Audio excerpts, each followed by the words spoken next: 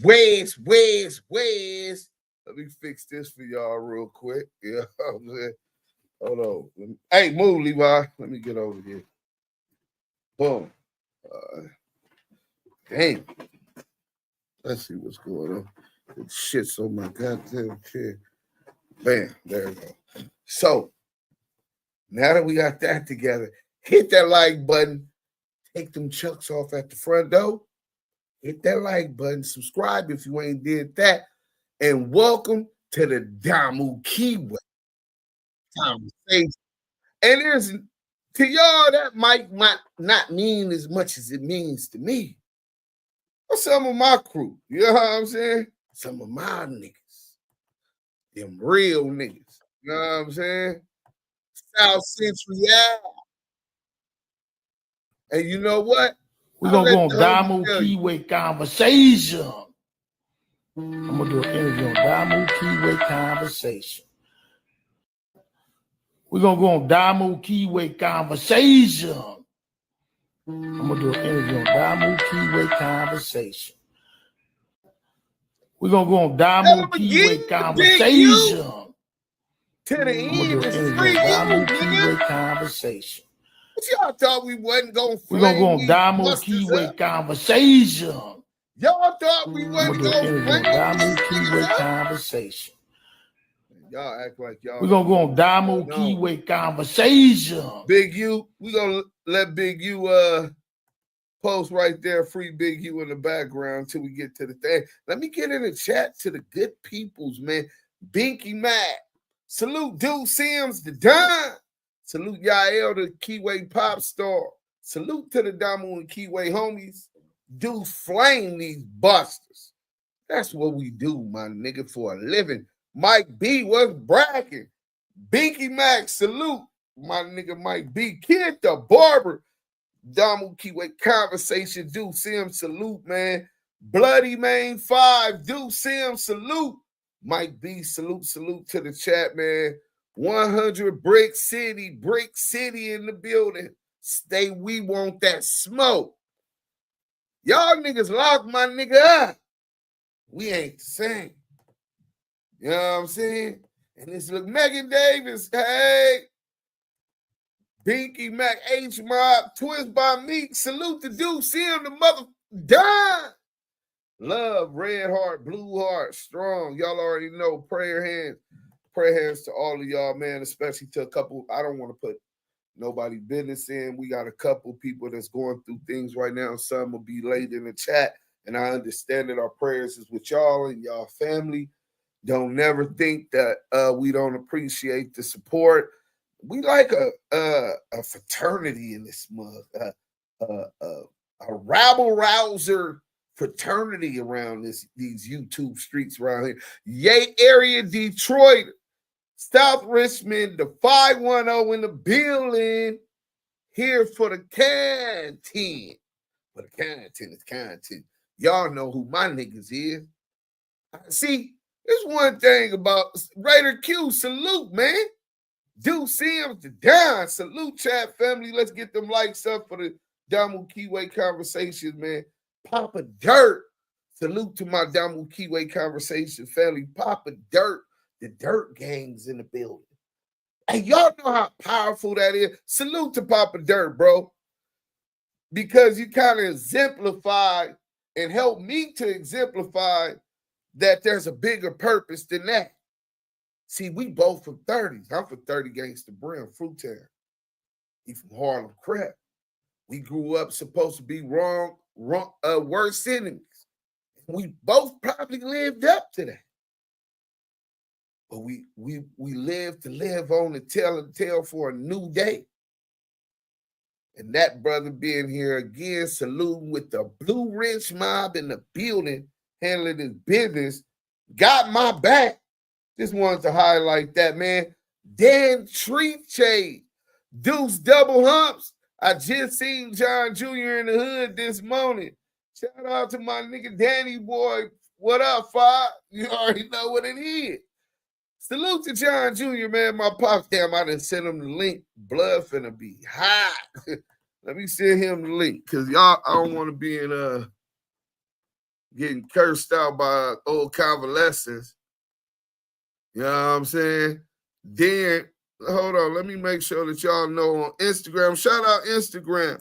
If you're on Instagram, you can follow and get the content, exclusive content from the Damu Keyway Conversations on Active Chucks. You can also follow the backup page, the Damu Keyway Conversation, or go to that Patreon for exclusive content. I think I'm going to upload this executive production I did with the CW Network, Fight Night in Vegas.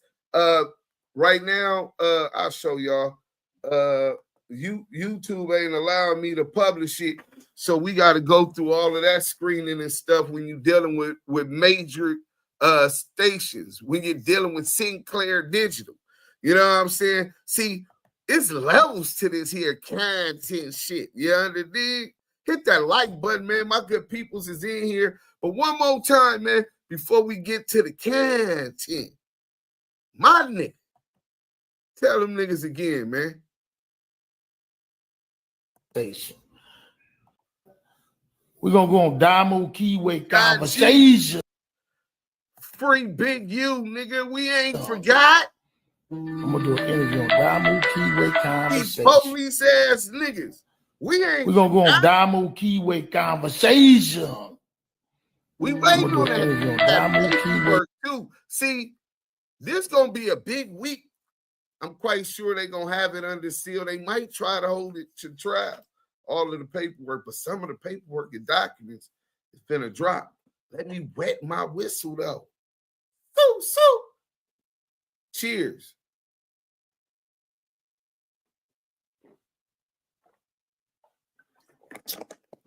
Kind of cotton mouth. I was just smoking, you know what I'm saying? On the patio. I went live on IG just to tell them what we was finna do. Luce Coochie Ashley, the gift they keep getting, nigga. Luce the liability, nigga. Luce Biles, nigga. You talk about Tremaine Ashley, nigga. Luce Coochie Ashley. You know what I'm saying? That nigga's the gift they keep giving. You know what I'm saying? I'm gonna take y'all back after we do the content. Larry Jameson, hey, what up? Salute. You know what I'm saying? For sure. This ain't no game. You know what I'm saying? These niggas is putting niggas in jail off the internet, nigga. It's 2025. We gotta document this shit because soon a lot of people gonna be coming up missing. A lot of people gonna be being arrested, raided. It's a whole lot of shit going on in these YouTube streets. You know what I'm saying? You gotta play it close to the vest. Now, I'll be so scared of them people's coming and kicking in my shit, nigga, because all these niggas do is implicate niggas in crimes. So I'm waiting for a nigga from 30 years ago to come talking about he got it's cold at night in his kneecap because Deuce Sims and the hit squad was on one. You know what I'm saying? Nigga, it might be some niggas like that, but not for me. I'm clowning, right? But CS2 badges, man, Suge is a classic, man. PRBLAQ, Dude, salute, King. You are definitely on your grind. Oh, man. 702 POW. We got Vegas in the building. Spirit Wonder, man. All my good people's in the building. Can y'all get them lights up? Anthony Davis, salute. Signature, Cancer in the chat. Wait, what you mean? Cancer in the chat, brother? We Cancer Killer. Bo Money, 103. What's up, baby? See, we come in throwing up the W, but the W ain't just the west side. On the west side, you also got the east side. Watch, baby. Shout out to my niggas in the front, man. My nigga Bo Money, that's the bro. On Peru, when I catch La Mate, he going to bleed blood. Y'all crazy. Fakir Aziz. Do Sims, you be dropping it, but tread lightly. I believe the internet and trolling is a disease for many reasons. Please don't become into Officer Do Sims. Hey, Fakir Aziz. I take the first portion as a compliment because I believe your intent seems, you know what I'm saying, well based. But ultimately, Officer Duke Sims, after 30-something plus years in the street, faced 47 years to life, 25 years to life, a couple times, right? Did about 20-something years total. At this age, all you got is your name, your balls, and your word, my nigga. You know what I'm saying? You setting up and living for your legacy. My son ain't gonna be looking up and his friends telling him, oh, that's your dad? He's the rat. And I'm trying to teach him how to accept responsibility as a man. See, that's a big hypocrite. You can't say that you're pro-snitching and all of that and that you condone what snitches do and then try to raise your son and tell your son that accountability is what builds character in a man. You understand what I'm saying? Accountability. Him holding himself accountable and him holding himself to a higher expectations. So hit that like button. We finna get to the GOAT. So when these niggas tell y'all that nigga over there, Spooky Johnson, man, that nigga CS2 is over there, Spooky Johnson. And right now, while he up against it, Suge won't let go. He went on, what's the dude name? Choke No Joke. We reacted to that. He flamed him on Choke No Joke. And now he coming again. He coming at Veggie Wrong, Pork Butt. And he coming at CS2 back. We gonna get into it. Hit that like, hashtag ETE in the chat. That's what we edify through entertainment. The exposure. Let's go. Oh, let me back it up.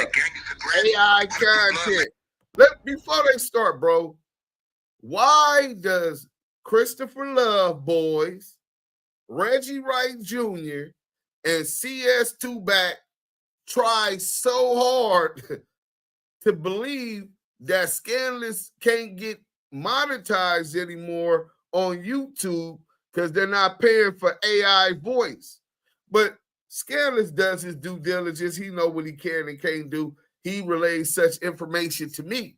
You know what I'm saying? He be putting it up in the videos, clowning them niggas. And they still running with that narrative. We'll revisit that also. Maybe Scandalous know where it's at. But them niggas hate Scandalous, nigga. Nigga, they want this nigga identity. Hey, prayers to my nigga Scandalous. We dealing with some powerful, evil motherfuckers. This is why I just signed the dudes who's doing the gangster grannies, the Crip and Blood ladies you've been seeing. I just signed them electronics because their AI can't be monetized no more.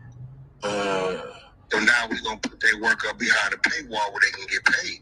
The AI can't be monetized. They ain't that dude with that voice, he ain't getting paid no more. That dude with that voice. Oh yeah.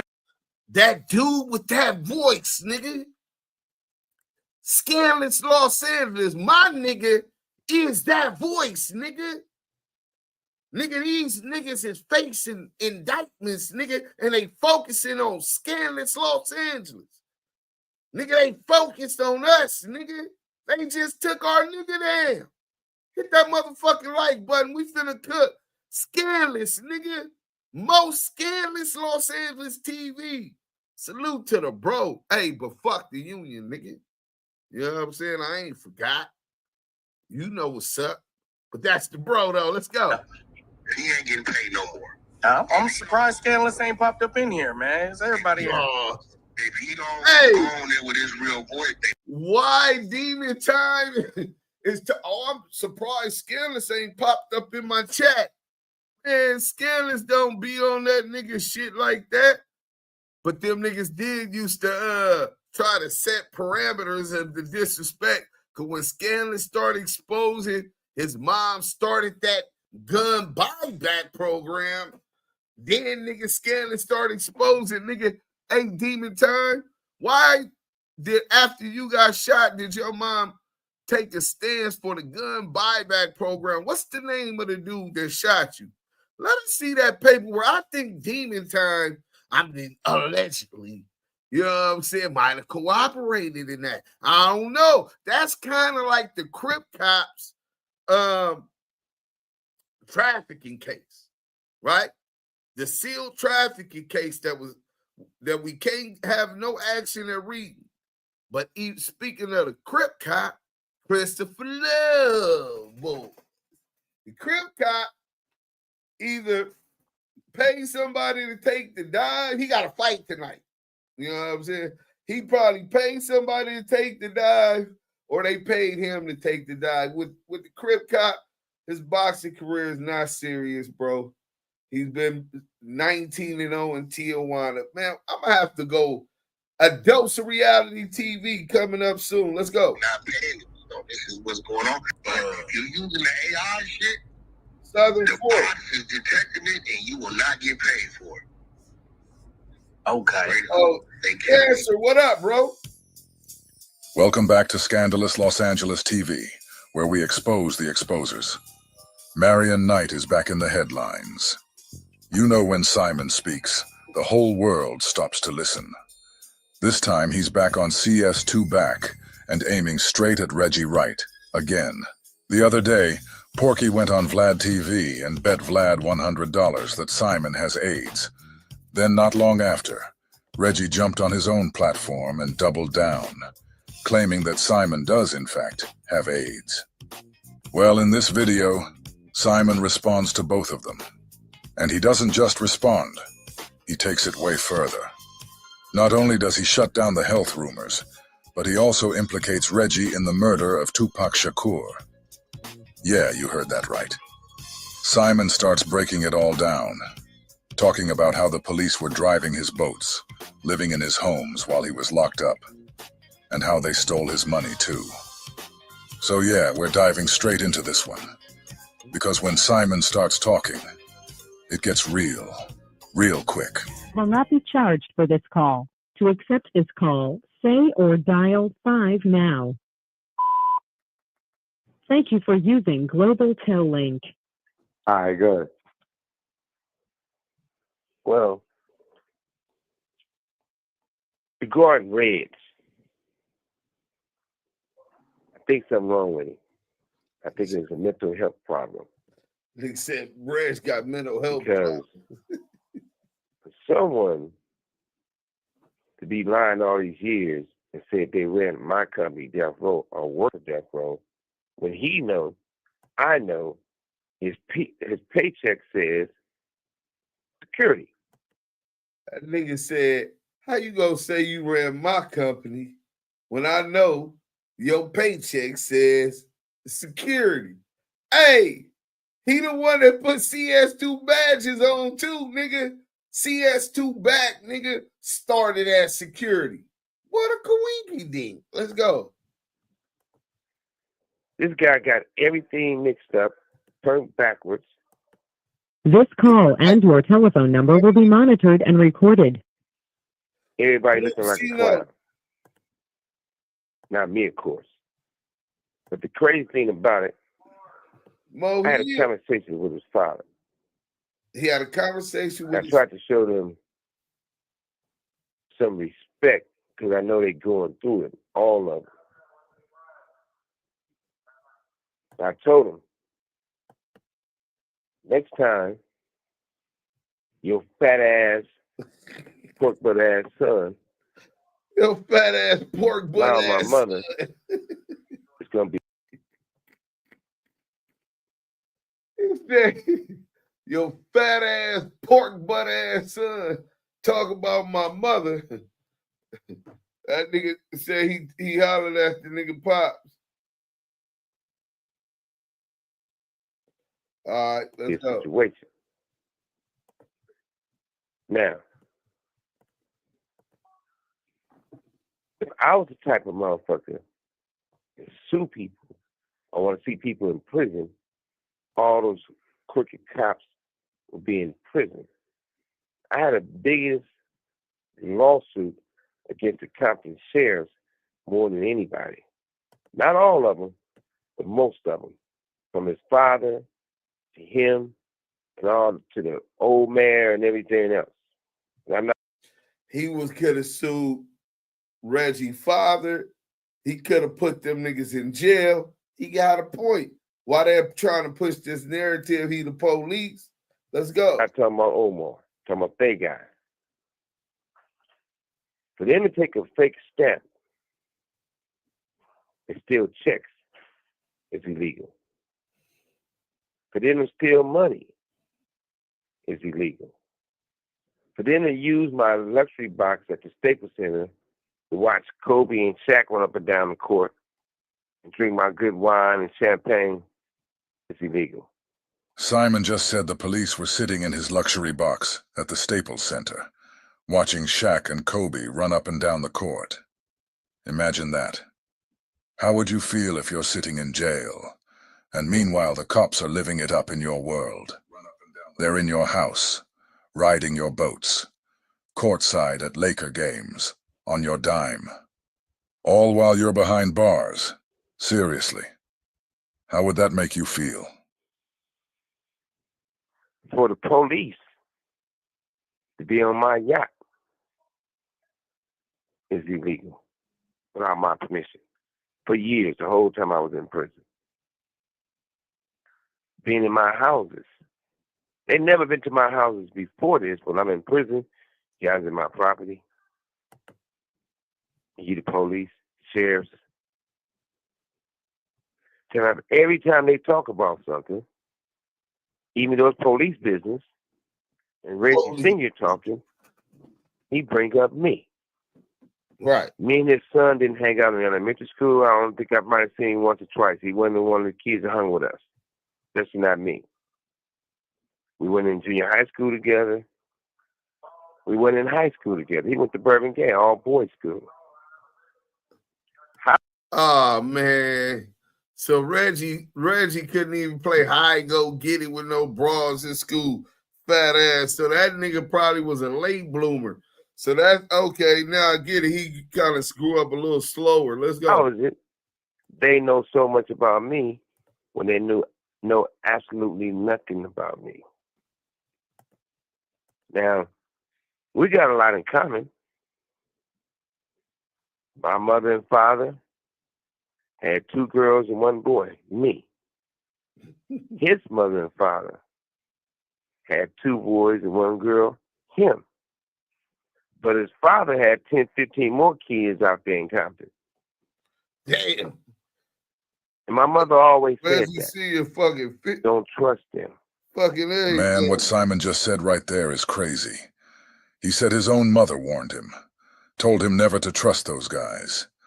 She was talking about Reggie and his father. But the cold part. Simon didn't listen. He brought them in. He hired them. He trusted them. And now, look where we're at. StockX and Affirm teamed up to get you right for the first day of school. From iconic sneakers to backpacks, hats, electronics. Damn. When it's all said and done, for somebody to be so infatuated with the next man's life, rolling 60 trying to become him, in the chat. That's a mental problem. Serious mental problem. Simon's right. It is a mental illness, and it's a simple one. Narcissism. We've been saying it. That's exactly what's going on here. Plain and simple. Core points of narcissism. Grandiosity. Inflated sense of self-importance, superiority, or uniqueness. Hey, Pork Butt, I told you when you diss Attorney Jasmine that I was going to get Scandalous to flame your fat ass up. How you like that, Pork Butt? He going to break it down on your narcissistic ass, nigga. Belief they are special, or can only be understood by others who are also special. Need for admiration. Constant craving for praise, attention, and validation. May react negatively when not the center of attention. Sense of entitlement. Expectation of special treatment or automatic compliance from others. Believes rules don't apply to them. Do you feel like that, Reg? Because we've seen you do multiple things that you attack other people for. Phil Carson said that you were 137 source for him and his partner LJ. But you stay calling other people rats. Let's talk about that. Do you feel like... Do you feel that you're special? Do you contradict yourself? You calling people rats when Phil Carson said you were a 137 informant, nigga.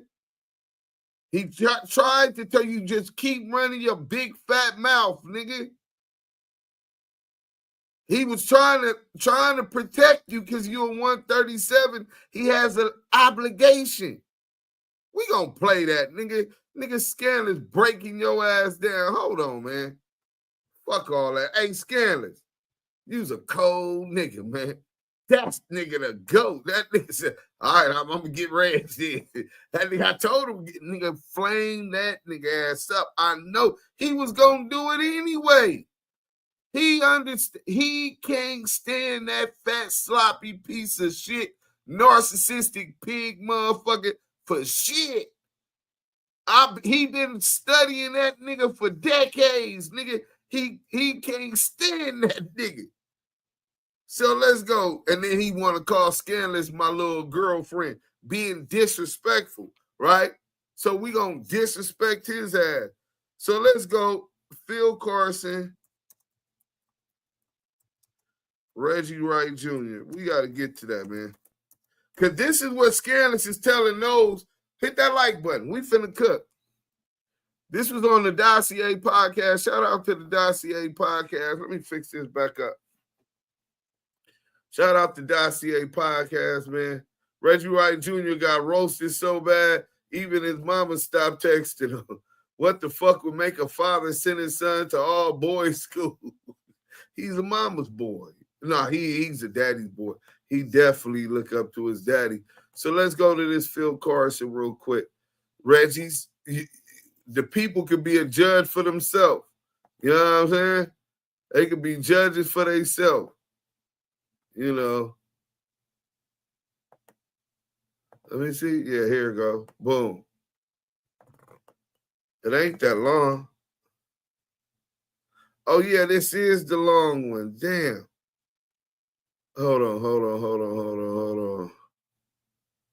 Bear with me, man. We got to go get the short one. Phil Carson, Dossier. Let me get, damn. They done took it down, bro. They scrubbing shit. Veggie good for that. But that's cool. Well, we can go to the original one. It's probably a short. Let's go to the Dossier podcast. Boom. Let's go to shorts.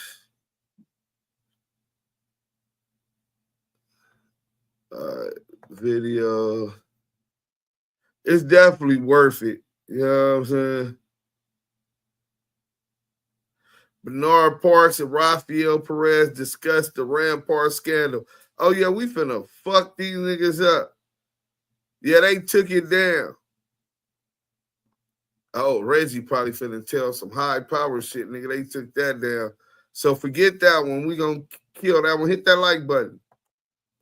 We gonna get back to the video. Pardon self. You know what I'm saying? We can get to the other video later. But they took the other one down.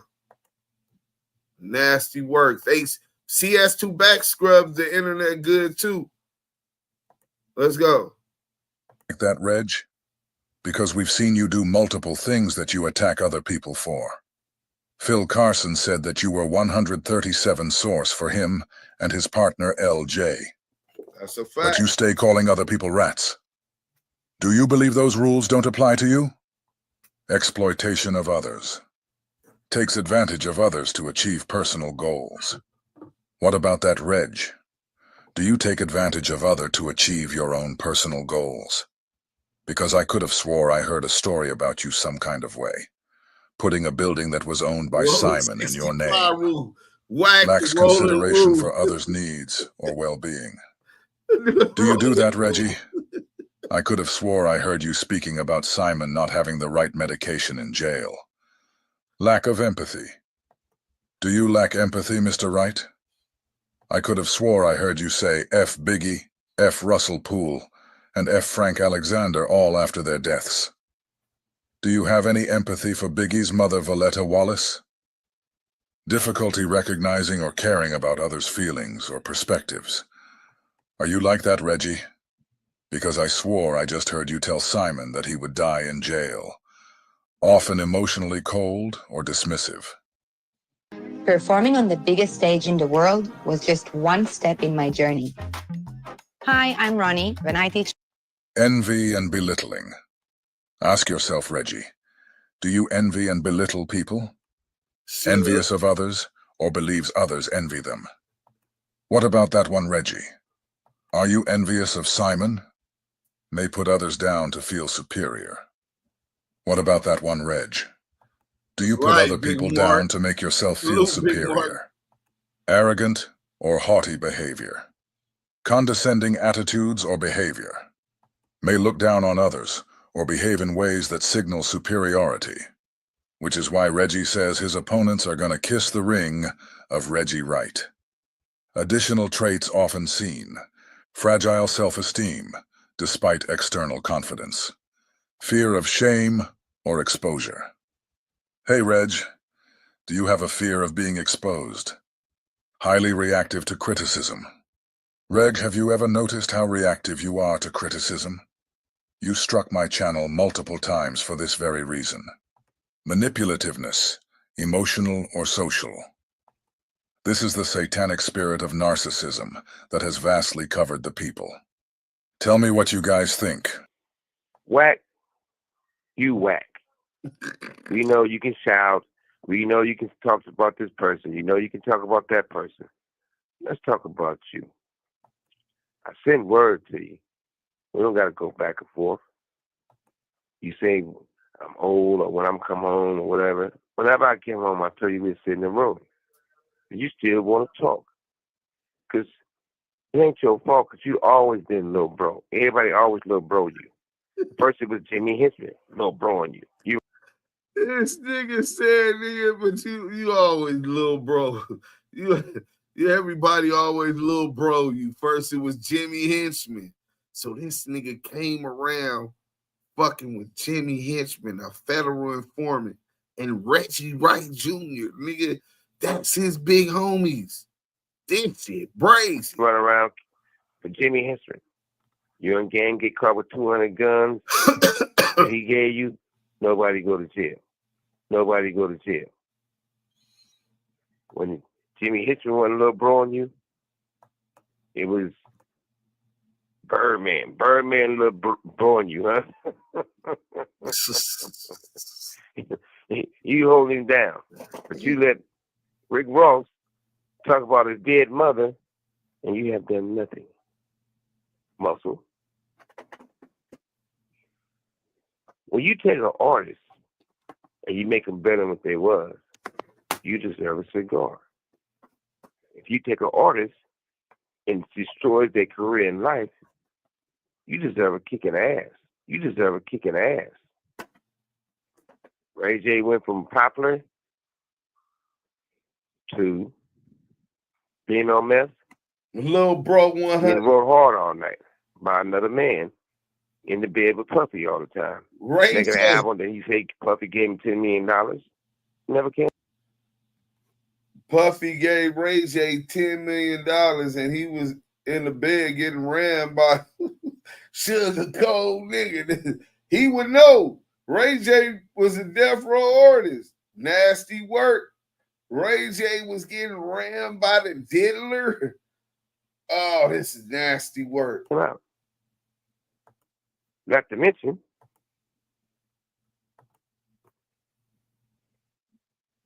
what about you still being a little bro? Everybody little bro you. No. Listen. We can't keep going past Suge saying him and Game got caught with 200 guns. What's that about? He got, bro, the Game, he's saying that Wack and the Game got caught with 200 guns. I don't know if he's just exaggerating, saying at different times they was always getting caught with guns. Because CS2 Back was always getting caught with guns. He also got caught with a gun in front of a hotel. And they saying that Kim took the rap. Well, that's what he told Big U. But listen, bro, I don't know if he talking about that or that, but you know what? I'm a back channel some peeps, right? And we gonna see what he talking about. Might be time for another interview with old Simon. Suge Knight said, especially since Pork Butt came on here saying that what it's only right. Reggie Wright Jr. tried to shine, but Suge just flipped the switch. But Tata did say some of the shit that the nigga Reggie Wright said. Don't mean Tata telling truth. Don't mean Tata lying. But some of the shit Reggie said and he said on the platform, so I would love to revisit that and allow the man to speak for himself. Let's get to the content. Charles was a little brawny. You was running around with him talking about you was 60-pound. Shout out. I never heard of that gang in my life. I never heard of that gang in my life. I've never heard of that gang in my life. You never was around Death Row. You never can be in my office. You never can participate in none of that stuff. This call and your telephone number will be monitored and recorded. That's facts. Nipsey get killed, first thing you say is Nipsey was having sex with another man, and Nipsey was gay, and Nipsey was a punk, and Nipsey couldn't rap. They did all this talking about the boy. For what? Give Nipsey a cigar. I wasn't there. Everybody else said this bodyguard fired your shit up. Everybody else said this bodyguard fired your shit up. Shit, I ate that. If it's not true, knock on his door. Run that shit back. This nigga should play the nigga Wack talking to his love. Well, I don't know if that's really his lover. I heard that Jason Lee was gifted a poodle by Wack 100, and that just gives me them type of vibes. But that nigga actually played the clip when he admitted that J-Rock knocked him out. Nipsey Hussle's manager. Watch Baby Low Crip. Let me back that up again. Since you want to diss Nip, nigga, still ride for Nip. Let's go. I wasn't there. Everybody else said this bodyguard fired your shit up. Everybody else said this bodyguard fired your shit up. Shit, I ate that. If it's not true, knock on his door. Run that shit back. I would. You talk about Tupac. You never met the man. You talk about some police shit saying, I'm trying to get out of prison, not go to prison, and say that I gave Lando Anderson some money. Never gave him $1. But where was you at in 96? We didn't know you. I didn't know you. You know what happened the first time I met you. You know what happened. Your sidekick over there. You know what happened to you the first time that I met you. You know, you and your sidekick right there. Nasty work. He laughs at you. Talk about my mother and I need money to sell some bury my mother. He's an idiot.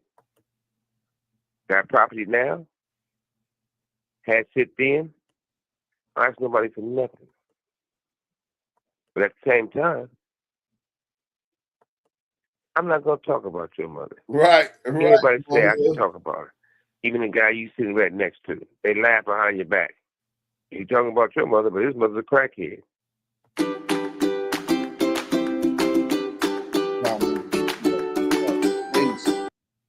So Simon just said that Reggie and his people told him, since Porky wants to talk about your mom, you should clap back about his... because his mom is a crackhead. And honestly, that right there is one of the things that's always disgusted me about Wack.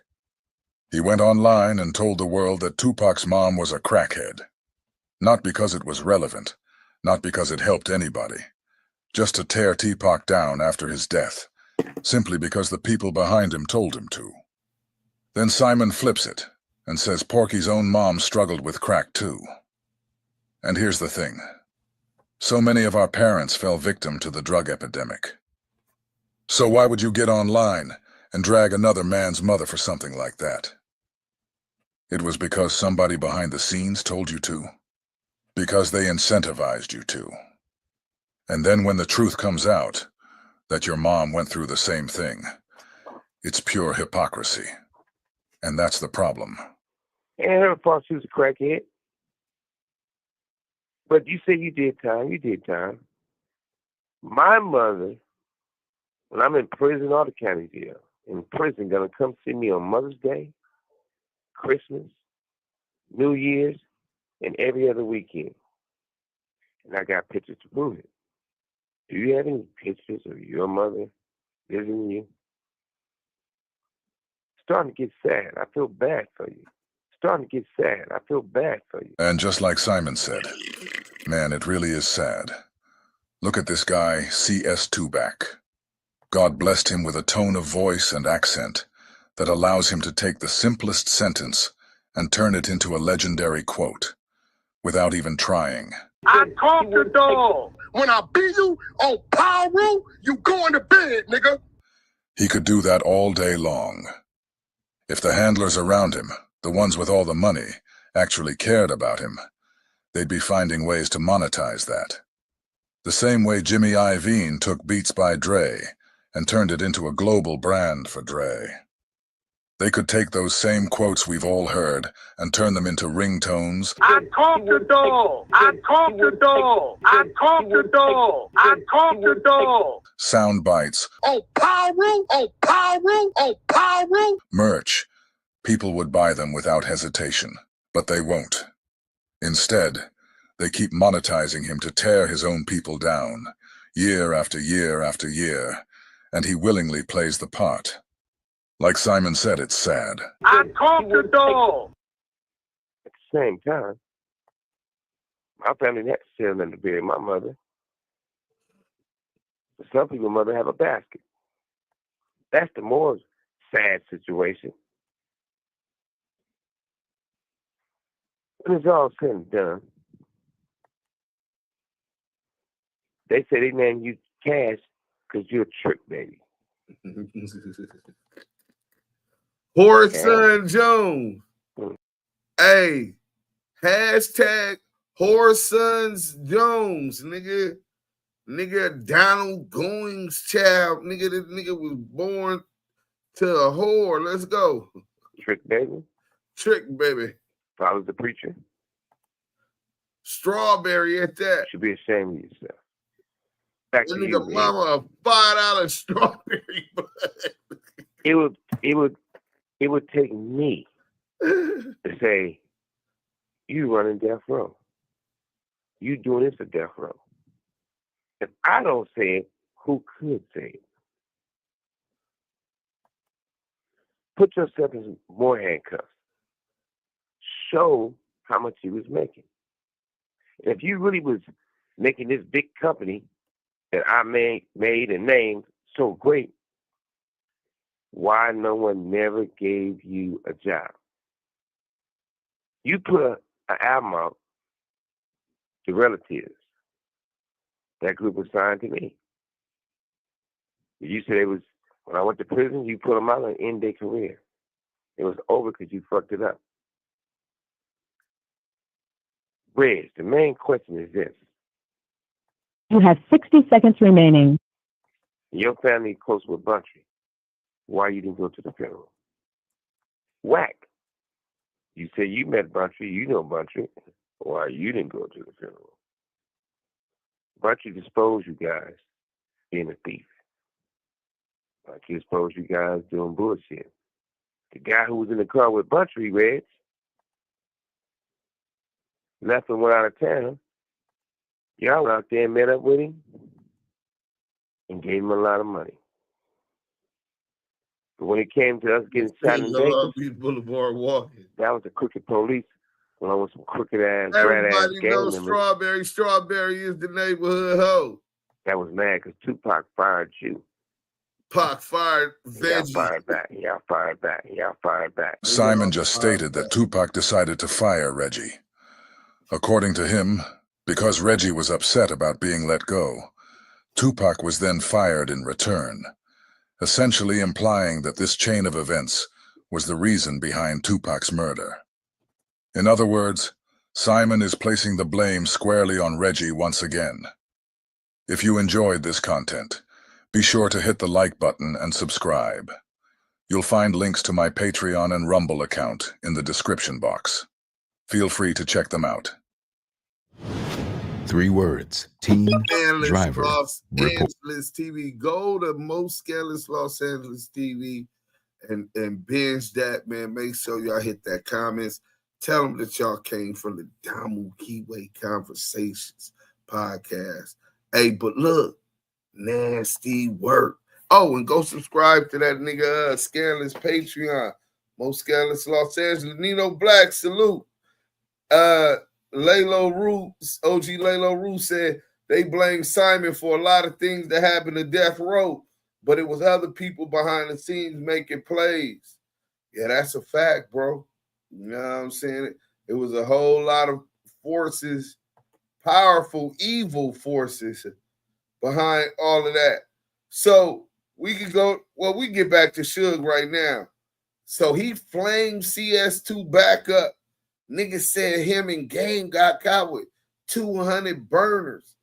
Then here we go confirming what Teresa Bingham told us in the interview about Buntry and the Baker, whatever firm in that Buntry, Suge, and Tracy Bingham went to, the Baker law firm, to file lawsuit against all of these crooked cops. Reggie Wright, these people stealing money. And mind you, she said Buntry went and took the truck from Reggie.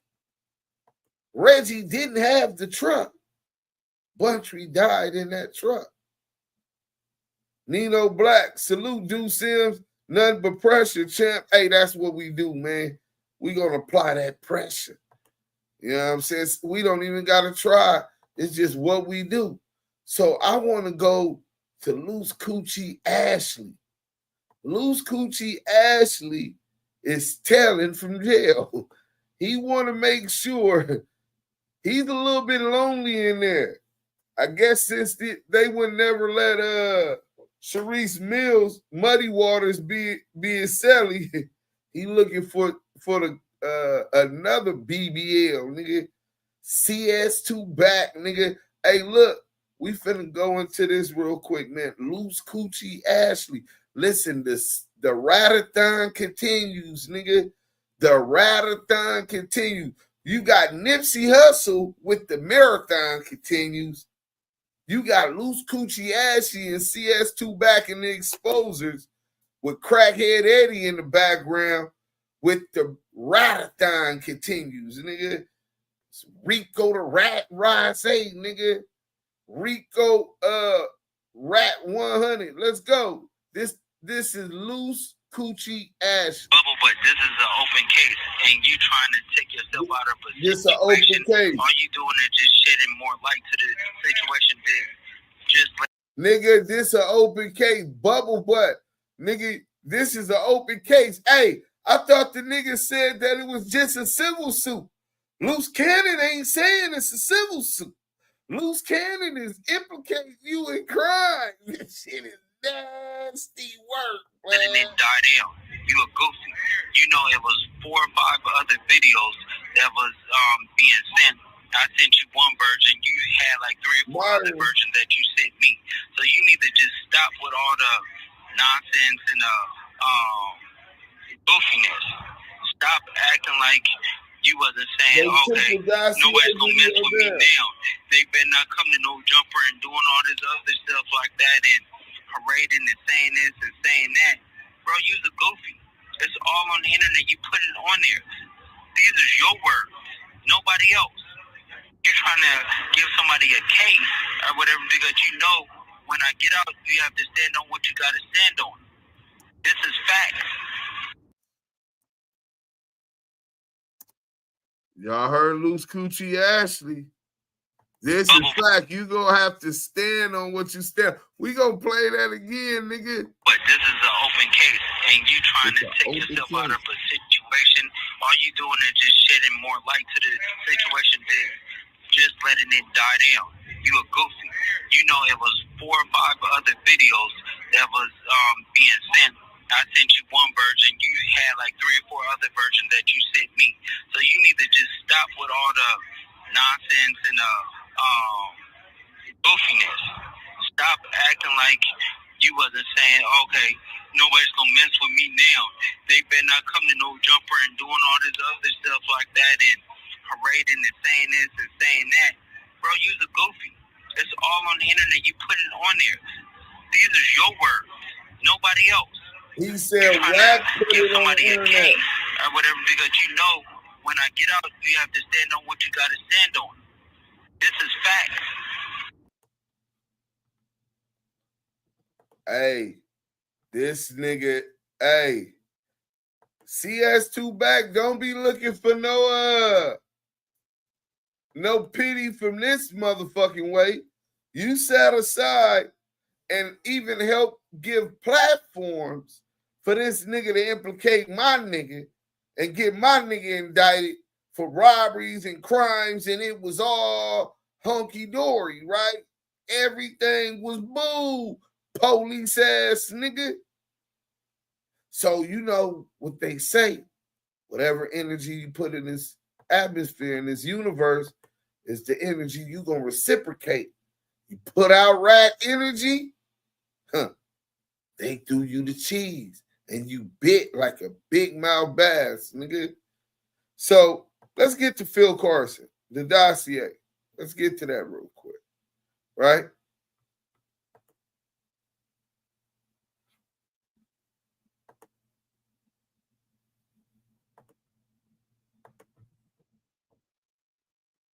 Time that you've ever spoken about the events of that night, your story has never changed. You know, I think a lot of people in your position would have done what you could, spoke what you could, and then realized and sat back and said, this is insurmountable. I can't keep talking about this because nothing's being done.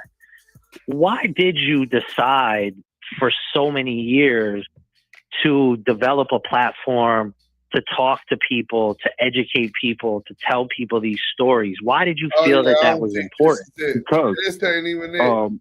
When you don't tell the truth. I mean, that's Gene Deal. I don't know where's the Dossier podcast with that. I want to get into this Rampart shit though, but before we get, Luce Coochie was one thing, right? Luce Coochie Ashley snitching on CS2 back, nasty work. Get your popcorn. Hey, CS2 back. Nigga, I know you over there shaking like Don Knotts over there, nigga. That nigga over there shaking like Don Knotts, nigga. That nigga turned into Luce Coochie Ashley. Boo boo. Nigga, that CS 3-finger back. Boo boo. Nigga, he done turned into Luce Coochie Ashley, nigga. That nigga over there nervous, pervis, nigga. That nigga nervous, nigga. That bitch ass nigga blood know he can't go to jail. He finna tell on somebody. It might not be enough. See, this what happened when the feds do what they rats. This is my first time witnessing firsthand what they do when the rats run out of shit to rat on. See, to get off attempted murder, he gotta tell on the body. Do he got bodies? He definitely contemplating it. You know what I'm saying? Free Big U till it's backwards. Free Brick, not the trick. So, Suge just recently went on the Art of Dialogue. Let me get to this super chat first. Iceman Vamp with the $5 super chat. Only time Luce ever talked so clear and to the point when he implicating Wack.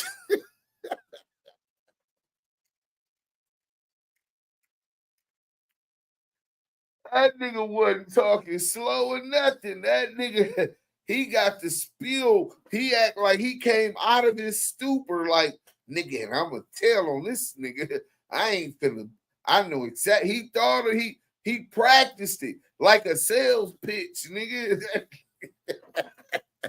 Hey, Iceman Vet, man, salute, man. Thanks for the $5 super chat.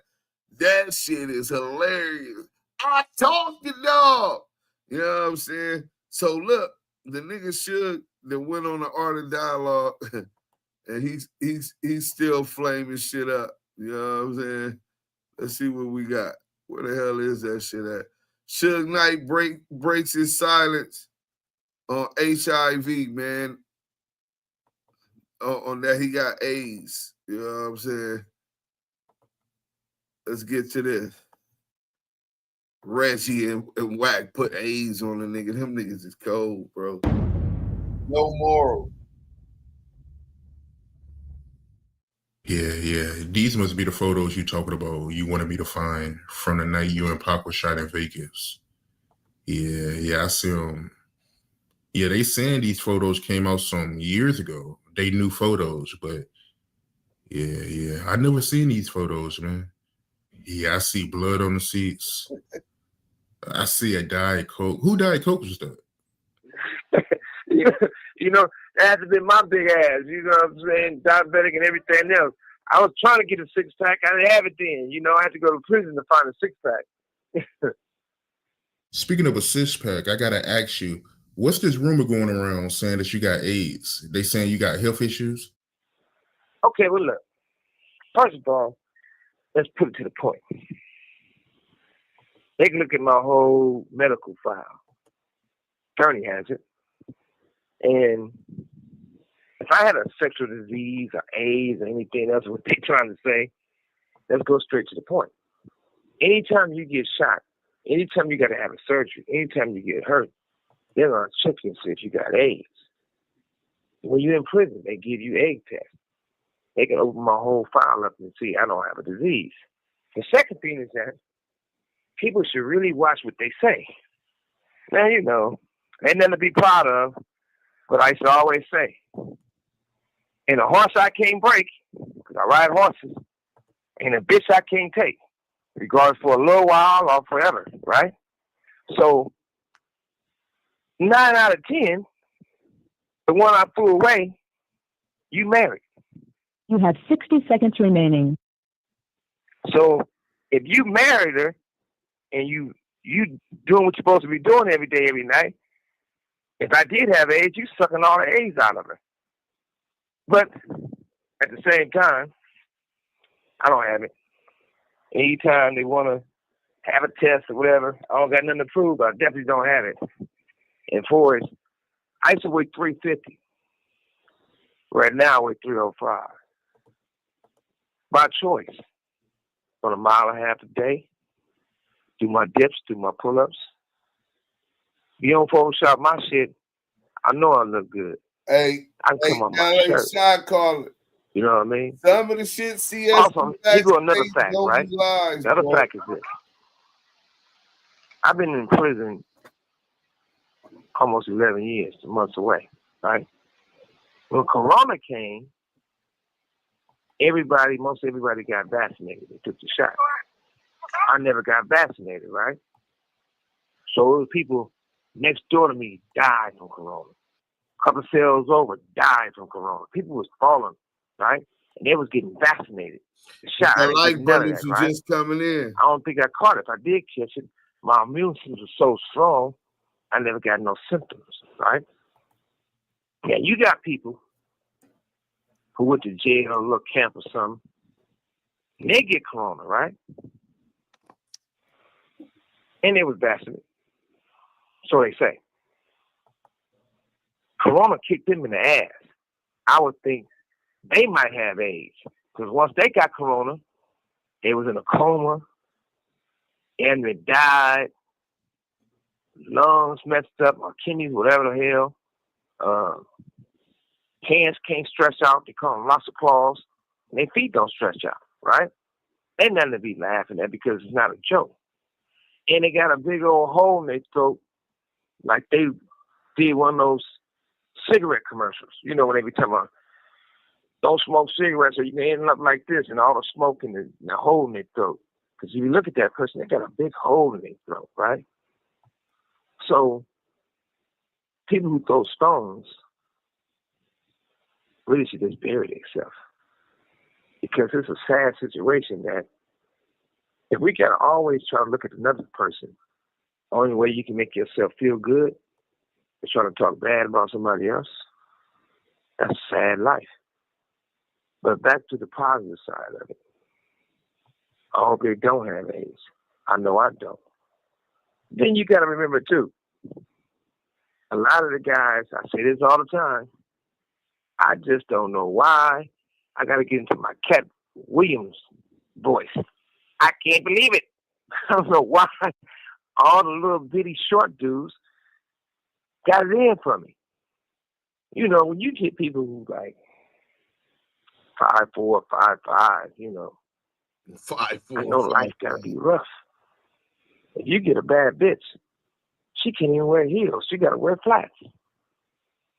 And when you add being pinch-a-toe to it and bow-legged with little feet, hey, that's even a worse situation. situation. Hey, Suge on some player shit though, man. Hey, Suge on some player shit. He said, man, and if you get a bad bitch, he can't even wear heels. You know what I'm saying? Because you 5'5". He bossing up on this little ass nigga. Knowing this nigga got the Napoleon complex. Suge digging in this nigga CS2 back ass. Pause, nigga. 3-finger back, nigga. Suge is all up in there right now. That's the fact that shit. Diaper's not a choice. A diaper is mandatory. That's another situation. But more importantly is this.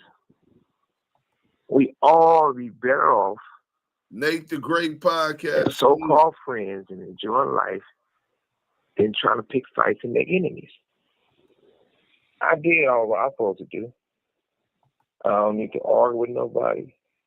I don't need to fight with nobody. Oh, but I can't fight. Let's believe that. And I love the fact that God made me tall and big to be able to play football or sports. Some people is too short to play basketball and too fat to be a jockey. And if they're going to be a boxer, being 5'4" or whatever, you can't box Mayweather. That nigga said, you 5'4", you can't box Mayweather because your arms, the nigga got the Alec Crocodile arms, nigga. Because you're too fucking fat. Way too much. And you can't. I be waiting like a little thing up. Only kill somebody because you're too short. Some people got little arms. Their arms like turtles. I know some motherfuckers got to change diapers, but some motherfuckers don't. And their arms so short, I don't know how they wipe their ass. I just don't get it. But besides that, everything's a good thing. Miss Lisa, what up? Every day is a blessing. You're thinking of building a home in Wisconsin before you buy the land, pick a builder, or make any decision. Animal, bro.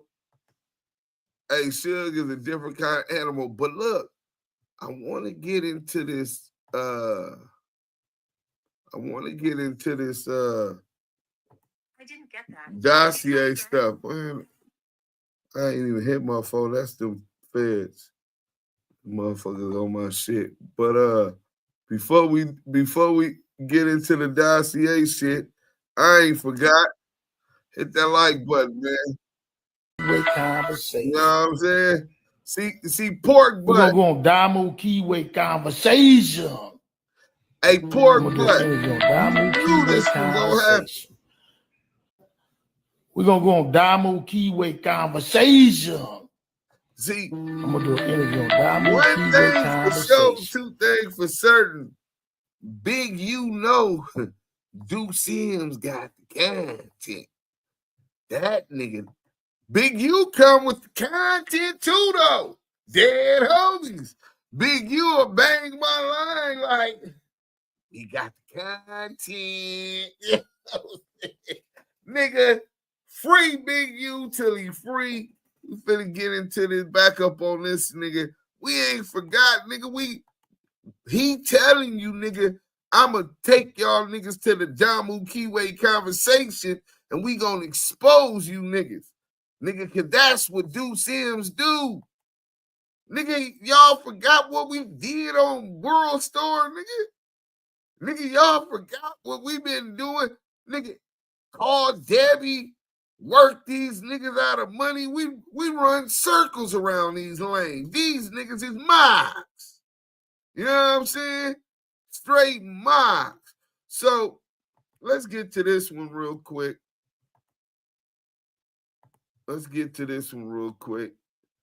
Veggie wrong, 137 informant. Let's get to probation violation. That's Dan McMullen and an ATF agent by the name of John. Met me at the House of Blues, and on Hollywood on Sunset. And said that they needed to talk to me, and they wanted to put some things on the table and let me know what was going on, and it was being investigated. And so I guess that's why Bill Carson calls me an FBI informant, because he knows. Whoa. Hey, Reggie, hold on a second. When have I ever said that you're an FBI informant? That's on the podcast, on the podcast. No, you're you're listening to the wrong podcast. Then I have never ever stated you were an FBI informant. I want to be clear about that. Okay, well that's good to clear up. Okay, well, that's what I just want to make sure. Okay. Well, no. That's good. I respect that. Right. I respect that. All right. I respect that. Right. Okay. But I was like, whoa. The only time I was going to be able to consider an FBI informant is when I talked to, I did talk to Dan McMullen, and Suge was aware of it, and David Kenner was aware of it. So he talked to Dan McMullen. So he talked to the FBI. Suge was aware of it, and David Kenner was aware of it. What that mean? What did you say? Where's your statement at, Veggie? We should flame. Hey, Veggie, call in, nigga. I know your fat ass or John Pink ass is watching right now. Nigga, call in. That's the question. Where's your paperwork for that conversation you had with Mr. Mullins, Detective Mullins, nigga, Special Agent Mullins, nigga? All that let me backtrack. Well, first of all, why don't you tell people who Dan McMullen is? I know who Dan McMullen is, but why don't you say? Dan McMullen is an FBI agent that was assigned to investigate death row for, I believe, those items you just laid out.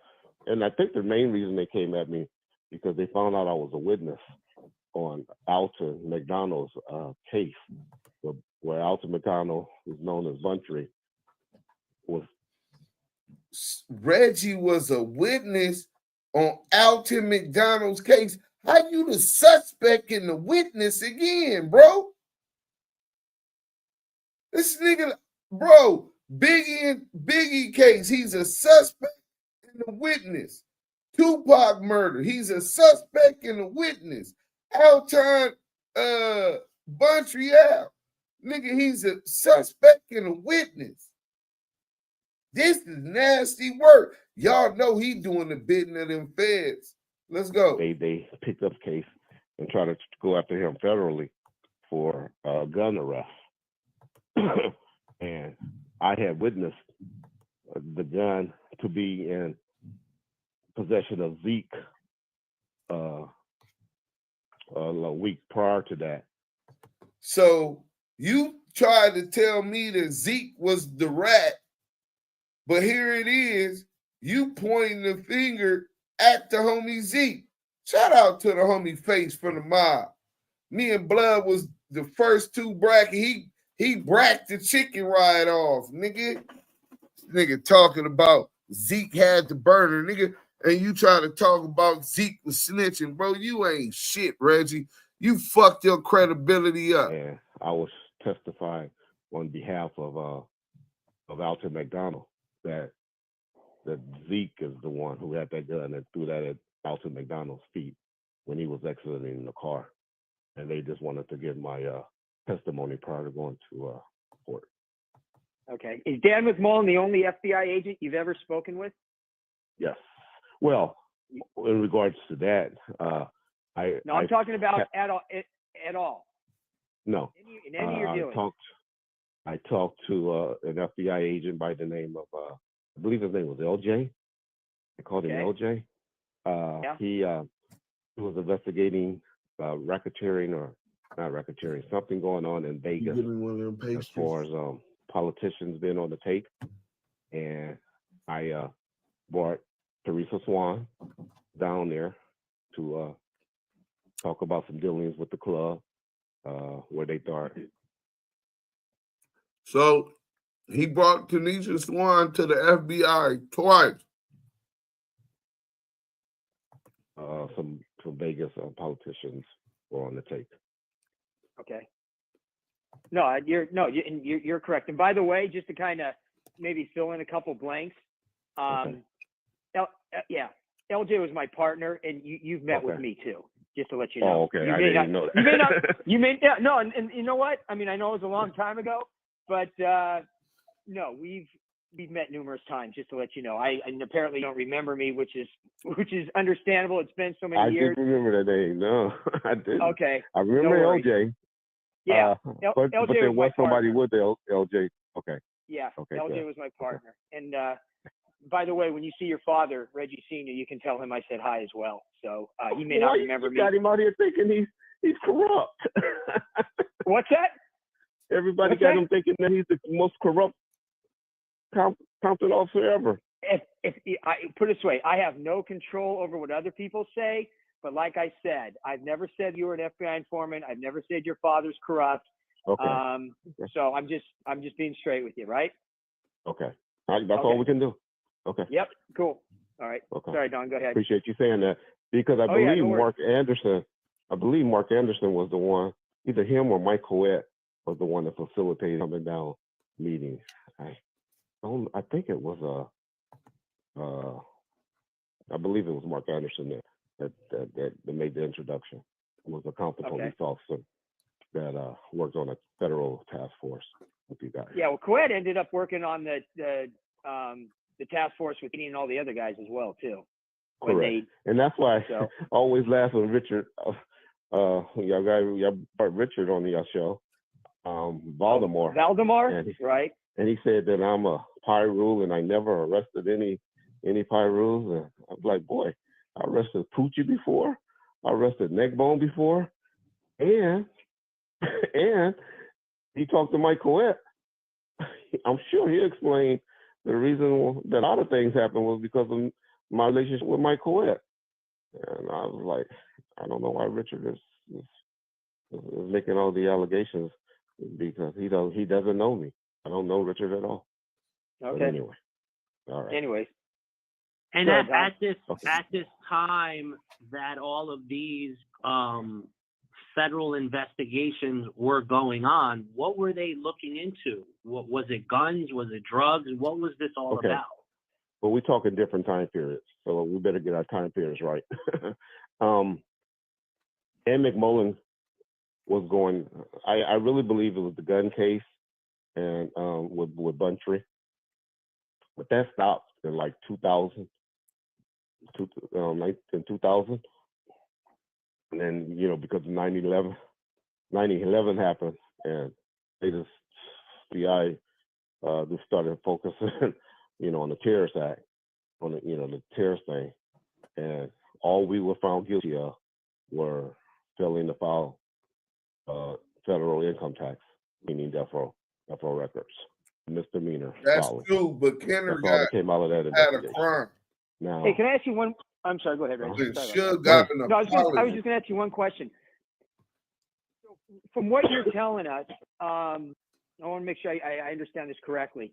All the security for Death Row Records, Suge handed that over to you, so you ran all the payroll and you did all the hiring and firing or what have you of the officers that work security for Death Row through Right Way Securities. Is that correct? Correct. That is correct. Okay. Are you aware of any officers that were actually hired by Death Row Records and paid under the table? And if so, do you know how they were paid? Okay. The only person that ever, because I talked to everybody after all of the accusations come up, is Sharita Knight says that for a private party that Snoop had in like 94 or 95, he had for a family reunion, she hired, because she was his manager, 4 or 5 cops that were Kevin Gaines' friends who work private security at the family reunion. And I don't know if this was before Right Way was around. It had to be, because I always had two guards on Snoop, and my 2 guys would have told me, which was Marcus and Kenneth. Those were the 2 Inglewood Unified School police officers. So they definitely would have told me. And so I believe those are the only times that I ever know of any police officers been hired.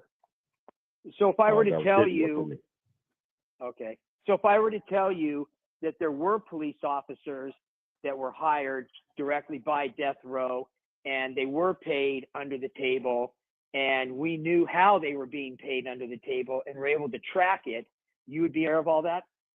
Of course. Okay. Yeah, I will be unaware, and I would like you to tell me who they are, because it's easy just to throw it out. But no, I'm just asking you no problem. All right. Okay. Now let me say this: there was another incident where one LAPD officer, and this is before I started working for Death Row. It was a Snoop Dogg's album release party on a boat, a yacht. There was one LAPD officer. I heard they got in trouble or something like that. That was working on the boat or something like that, and he's the only other officer, but his name was Donovan. He wasn't one of the guys that everybody always mentioned in this Rampart stuff. He wasn't one of those guys. That's the only time that you're aware of it. And that's like 94, 93. But like I said, that's just from learning things after all of this stuff. I didn't even know about this prior to working. But while you're running Right Way Securities and you're providing security for Death Row artists, you're telling me you're not aware of any police officers that were hired for security for Death Row and that were being paid under the table. Is that correct? That's correct.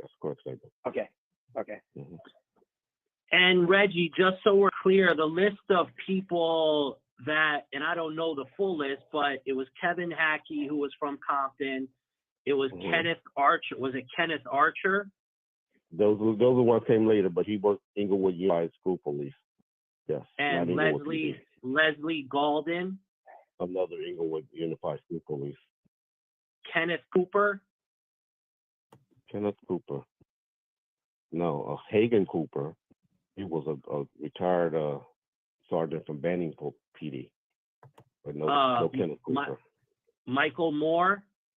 He was the fireman, federal fireman. Yes. And Al Gittins. He was a retired a reserve San Bernardino County Sheriff. And the rumor that, which I don't think is true, but you can tell me, the officers that were doing security. And there was plenty more. But go ahead. Okay. The officers that were doing security for Biggie on that night, Rick Stewart, Kevin Lane, Cesar Herrera, Dorian Burton, Rick Swell, and Reggie Blaylock, they never worked for you, right? That you never provided security the night that Biggie was killed, right? Correct. Okay. And names, you don't know those names, or did you come across those names? Just coming across them reading, from reading in books and stuff like that. After all of this incidents would happen. Yeah. Got you. What was your relationship like with David Kenner? Was he a business lawyer? Was he a criminal lawyer? Or was he both? What was your relationship like with him? David Kenner is one of the top 5 smartest men I ever met. He knew how to talk and put things in perspective. Got to part with his hands in the cookie jar, which was making Suge push away from me. But David Kenner is the smartest man Reggie Wright Jr. know. Not his daddy, not Suge. This rich, small hat lawyer who wanted to be a mob lawyer is the smartest person he knows. Is who he looked up to. The person he looks up to gets caught with his hand in a cookie jar, which made Suge start pushing away from him. David Kenner been stealing money from Suge. Nasty work. I told y'all it's some powerful people and evil people behind a lot of this shit. Forces you don't even see. Reggie Wright Jr. is the nigga they want us to continue to attack while they hide their hand. They threw they rock, they rock. Him, CS2 back. And then we worry about them. They planning on their next move. Let's go. He made a lot of good. He did a lot of good things for Suge Knight and Death Row Records. And he was both though. To make to answer your question, he did. And how are you? Do you still have a relationship with David Kenner? Are you guys still cool, or did you separate yourself from him? David Kenner, I can call him right now and we'll speak or talk, but I haven't had a reason to really need him. If my case would have been federally that I got caught up for would have been in LA, I might have used him. I'm just scared of David because he's always sick. He's very sickly, and he used that to miss a lot of court dates. But he's a very smart attorney. Him and David Chesnall. I think they're two good attorneys, but he's old now, so. Sure. Yeah.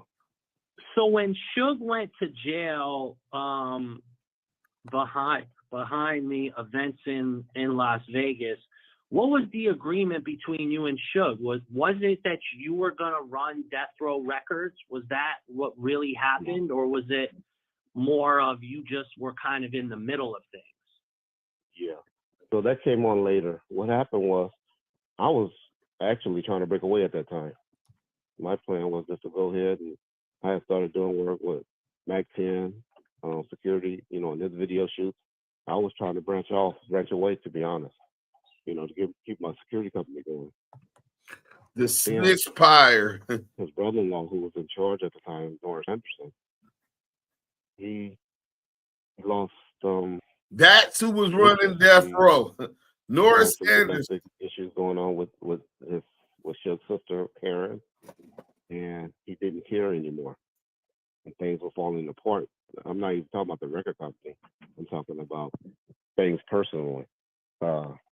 Automobiles where people were just driving around in his cars, and this guy named Denny from Ocho Limousines and stuff had his wife driving around and shit. So also one of the LAPD officers who were unalive was driving around in a Death Row car, and then Suge cars. Let's go. 500 Benz, and people were just taking advantage of the situation. And I was like, wait a minute, I know it wasn't like this. And so that's when I inserted myself as far as trying to get his stuff secured, his property secured. And people were trying to hide it from me, meaning Norris. I found out later. But Suge wrote me a letter, which the FBI got when they raided my house. Not the FBI, but Russell Poole and them got when they raided my house. Russell Poole and raided man, what's going on? I haven't heard nothing about you. And I heard you had your son. No, it was actually my daughter at the time. Heard you had a daughter. Congratulations. And it was like nobody had told him anything I was out there doing. And so that's when Miss Chalet was like, "Chick, want you to come see him, Reggie." And I came and saw him, and he was like, "Man, I thought you abandoned me. Nobody's telling me anything about you." And I was like, "Well, I was just sitting back, And he was locked down for a while, and then from there he was like, "Man, I'm gonna get rid of Norris, and me and you gonna just take care of dealing with stuff, get everything back in track." And that was like in July of 1997, and that's when I took over, and just went from there. And when did it go into bankruptcy? What year was that? Oh, that was 2007, 2006. So that was. So for 10 years were you involved, or did you leave at a certain point? No, I left. And when he came home in 2002, he brought all the homeboys. I had pretty much got rid of everybody as far as working. Got a professional staff and had the company doing okay. Had guys Dan McMullen and them, the U.S. attorney. I forget if he was an Asian guy, Kwong or Quang. Forget his name. But got them off our back, and we was doing good. And he came back home on the gangster tip, and that's when I was like, okay, I can't have my doors kicked in no more by the FBI or LAPD. And trust me, it was about to happen because things were just going on, starting all over. I saw 95, 96 all over again, and I didn't want that. And so I left. I left the company and went to start working for a company called American Music down in California. Got it. Around the time of all of this stuff, Chief Bernard Parks did an interview and went on the record and stated that LAPD officers worked for death row as security officers, and many of them were involved in crimes. We all know that Chief Parks has never really spoken that much about this, but he did go on the record and say that. How do you answer to that? That he's basically saying LAPD officers worked at death row and committed crimes. Now, you have stated it's only McCauley, so there was no other LAPD officers that worked for death row, to your knowledge. No other, to my knowledge, no other. It's kind of muffled. I can't understand. To my knowledge, okay, excuse me. To my knowledge, no other LAPD officers other than Dave Young. I believe his name is Ken Sutton, and Rich McCauley was for death row. Don, I can't understand. Oh, can you just speak again into the phone, Reg? Yeah, I couldn't understand anything you're saying, Reggie. Sorry about that. Okay, how about now? Perfect. Yeah, that's good. There you go. Okay. Yep. I said, to my knowledge, no other police officers work for Death Row Records, but Richard McCauley, Ken Sutton, and David Love.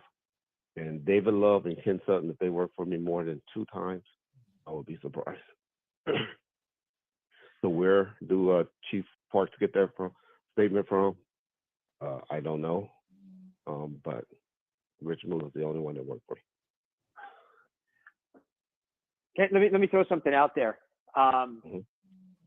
When the Rey Theater shooting happened back in what was it, March of '95? Another high one. He's the suspect in. There were a ton of supposed to have police something to do officers that were working off duty for private security for all the artists that were right there.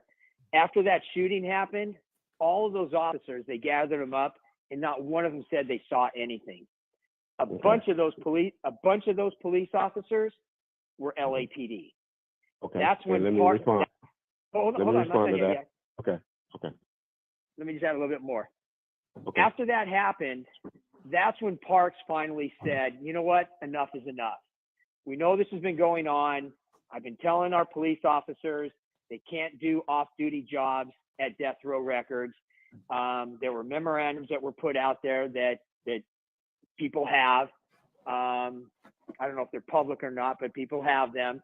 And finally, after the Rey Theater shooting happened and no police officers said they saw anything, which means now you don't have witnesses, that's when he finally said enough is enough, and he's not going to allow LAPD officers to do private security at Death Row. Yes, that's Okay. where probably Parks is. Then he probably had that press conference that Don was referencing. So go ahead. Let me say this. Number one, it wasn't a shooting; it was a beatdown. It A wasn't beat, yeah, of the gang member. Yeah. But number two, Death Row. You see how security. how effortlessly and with no empathy he said it. First of all, it wasn't a shooting; it was a beatdown. A beatdown. They stomped that dude so bad and beat that dude so bad in Rey Theater. I'm gonna show y'all a video of Rey Theater so y'all know how big that is, right? Just to have that type of venue and to publicly beat a man so bad, the coroner cannot determine what the actual cause of death was. That's how badly it was a beatdown. Just no empathy, cold-hearted, evil piece of shit. What a dirty rat pig. Let's go. At that location, it was a private security. It was the Rey security was the one working for there. And those were, if any LAPD officers was working there, they were working for the security company that had a security contract at the Rey Theater. Correct. You're correct, but let me stop you for a second. Okay. There's two different security companies that are going on though at this time. Correct. Rey Theater has their own security, but Correct. the individual artists also have their own private security who were with the artists inside the Rey Theater when the beatdown happened of the gang member that got killed. And the Death Row artists that have security there all Correct. worked for Right Way at that time, and that was some Compton police officers. Yeah, they were disciplined. We came and met with the black officer from the Wilshire Division. That guy in his answers. Get his name. After it all happened, we reported it. I had a strap on Yes, walls and over the Chico print. that Yeah. we were there, and because we had also had the order where we wasn't supposed to be working there, but I had like 4 guys there. I was working with artists, and they were all Compton cops. There were no LAPD cops even there working for me at the time. Code 4 was a private security company that was owned by a guy named Tom Lee, that was one of the security companies that ran the door of the location. But inside the location, a private security company that had a contract with the Rey Theater, and I don't know where any of the officers work for or work at.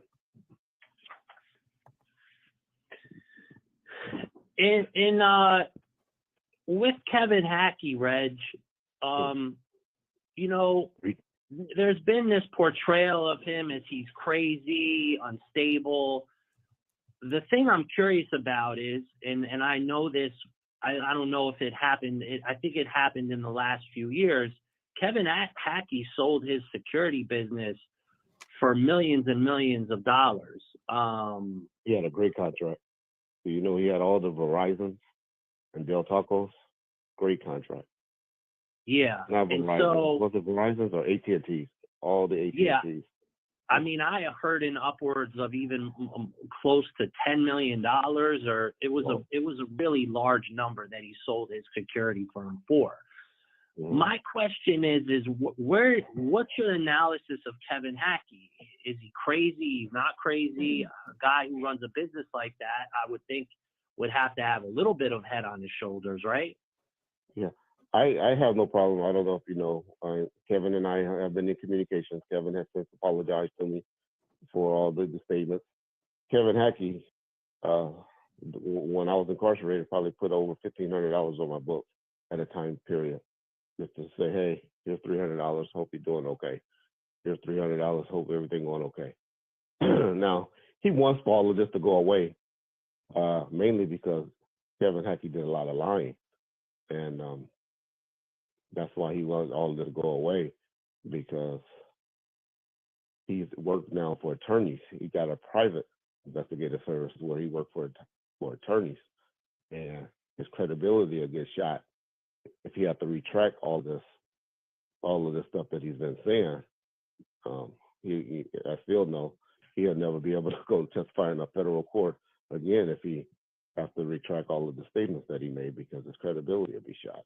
And so that's why he won't talk or do anything anymore. But no, I hate that, that Kevin was out there with Frank and they're making all the accusations. Even Frank wanted to apologize. They got him on record. R.J. Bonds was saying how Frank wanted to even apologize. So these guys know that they were out there making all these false statements against Reggie Wright. And now they all of a sudden want to apologize and want all of this just to go away. But unfortunately, we got conspirators out there that want to keep this stuff going. And I got to fight it. I got to respond to it, because I can't just let people. I mean, I sat back and didn't say anything for 10 to 15 years. And look what type of community grew up from that. It just blew up, meaning Reggie Wright killed Tupac and Biggie. Reggie Wright is responsible for the death of Biggie and Tupac, just because I never responded. And so that's why now I go hard with responding to the accusations, because I can't have that there. Let's go there. You got Alton McDonald. You got this Rey thing. I want everybody to recoup, light one up, take a shot. Let's go into this. Let me show y'all what Rey looked like, because I know a lot of people out of state, they never seen the Rey. This is where police are alleged to have death row police, which means head of security would be Reggie Wright Jr., right? And death row security, who were off-duty police officers, watched the man get beat at this facility. This wasn't today, but this is the facility. This the type of shit. Brandex.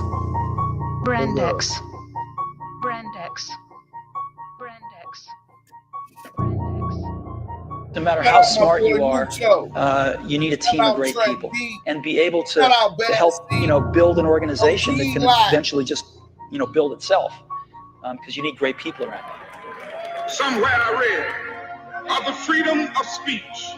Somewhere I read of the freedom of press. Somewhere I read that the greatness of America is the right to protest far right.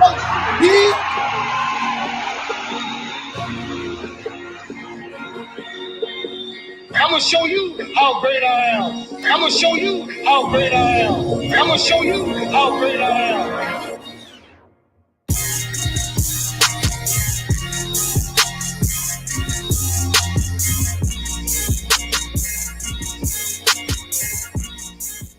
What up, guys? It's your boy Nick Purdue, aka Mr. I Bring the Fun, and we're here at the Rey tonight for the first ever Brandex Live event. This concert is gonna be bananas, and you got an all-access pass rocking with me. I'm gonna get interviews from some of the people performing tonight. We got Eric Bellinger, Jasmine Sisters, Mucho De Niro on the OGE crew. You also got Name Brand, and of course, BB O'Hare. Stick with us. It's Brandex Live with the Jasmine Sisters. We got some very talented artists tonight, and I'm honored to host this show. Thank you to Blotto Shoes, like my kicks. Thank you, Blotto Shoes. I appreciate that. I'm ready. I hope you guys are ready. Jesse Ortiz. Shout out Jesse Ortiz.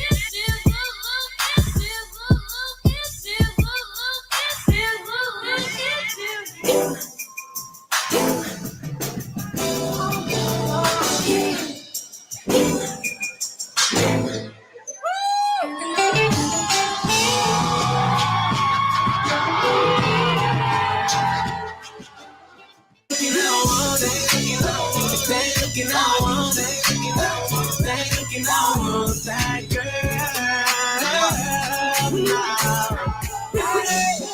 Bad bitches, put your hand up. Hands up. I need to see you. Don't I put you in the low? Don't I make you in the low? I think these bitches tryna set me up. Maybe I'm just there. Early in the morning, niggas know I'm in my zone in. I'm about to go to work, Say again, I pull up with all of this money, I'm like, hold up, little nigga, these all honey, little nigga. Pimp gang bang on the left side, yeah, I know these pussy ass niggas don't want it.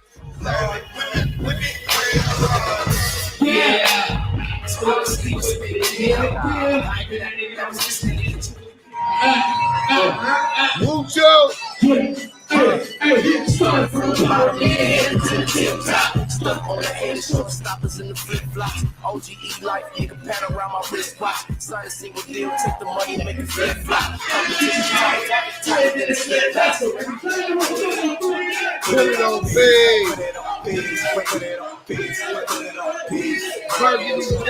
Burgundy Street. Right now, we're at Point Drive. So that's Club El Rey.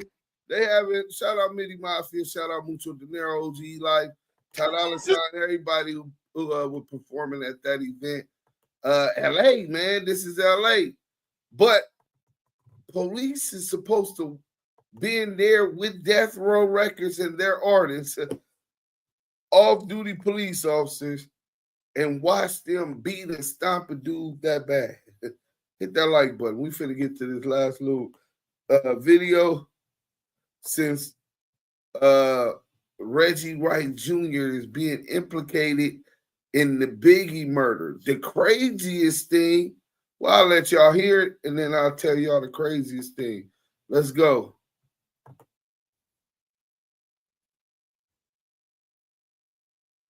And then in 2000, Compton PD, that had been around since 1888, ends up getting shut down completely and absorbed into the Compton Sheriff's Department, or no, Los Angeles County Sheriff's Department. Correct. So this whole police force kind of ceased to exist.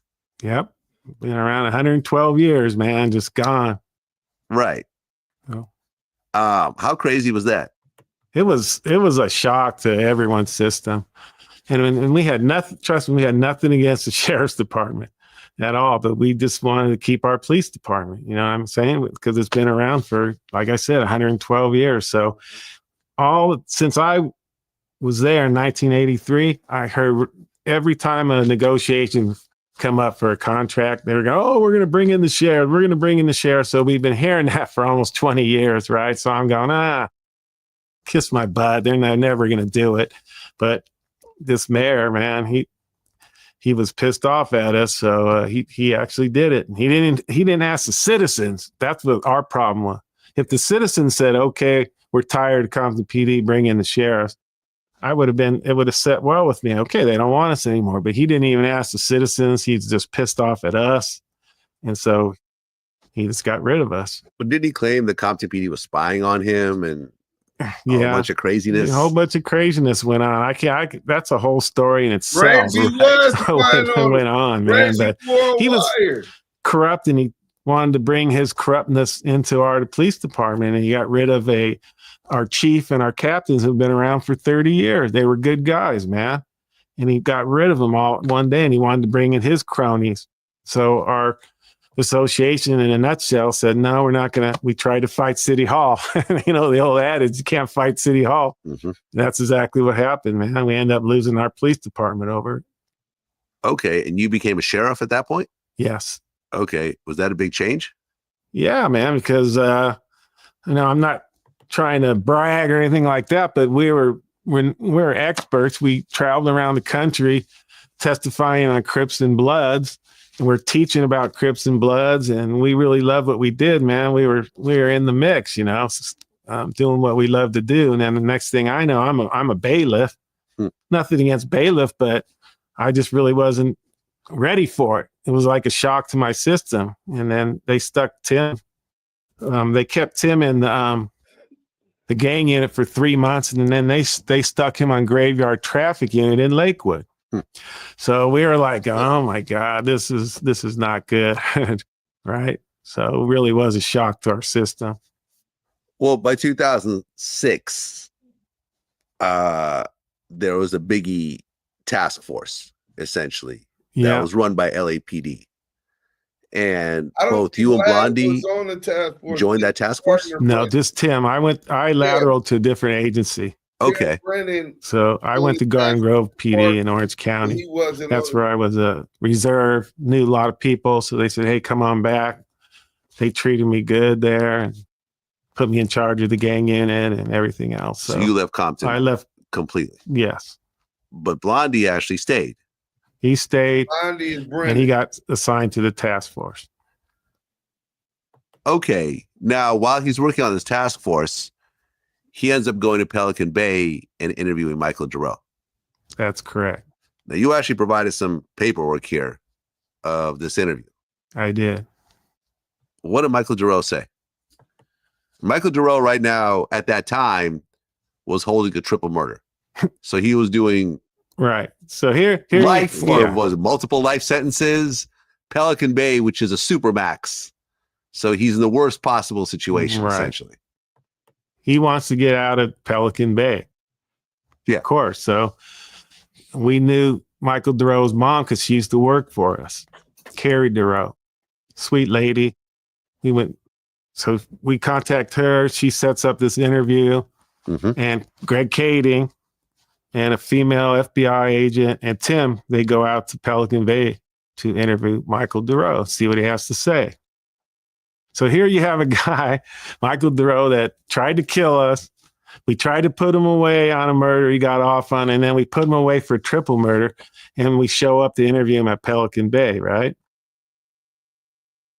So Greg Kading and this female detective go in with Tim, right? So they sit down, and Michael Duro's right off the way. He disses Kading and this female. He goes, I ain't talking to these fuckers. I'm only talking to Blondie. Basically what he said. Okay. So Kading and the FBI agents had to go sit out in the little waiting room there with their tails between their legs for like about an hour, right? So they weren't real happy about that. Meanwhile, Timmy interviews Michael Duro, and he tells him, I gave you a 3-page report. Yeah. And I read the report, and hold on, let's back that up.